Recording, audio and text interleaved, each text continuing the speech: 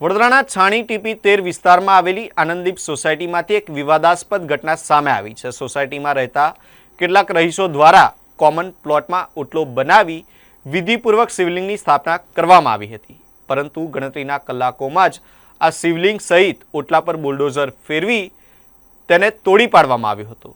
ત્યારે આ સમગ્ર મામલે સોસાયટીના રહીશો ભારે રોષ વ્યક્ત કરી રહ્યા છે અને તેમને પાણી પુરવઠા વિભાગના એન્જિનિયર કે જેઓ આ જ સોસાયટીમાં રહે છે તેમની ભૂમિકા શંકાના દાયરામાં હોવાનું જણાવ્યું છે।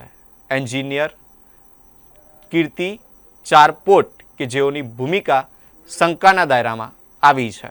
સ્થાનિકોના જણાવ્યા મુજબ તોડફોડ માટે ઉપયોગમાં લેવાયેલી જેસીબી મશીન પર વીએમસી ઓન ડ્યુટી લખેલું હતું, જેને લઈને લોકો સવાલ ઉઠાવી રહ્યા છે કે પાલિકાના અધિકારીઓને મંદિર તોડવાની સત્તા કોણે આપી।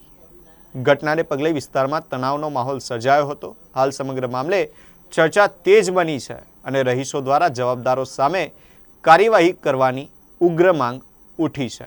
એમાંથી 5 મકાન બંધ છે અને 33 કે 34 જે મકાન માલિકો છે એમનો આ વિરોધ છે। ઓકે 33 લોકો, હા 33 લોકોની સહી છે।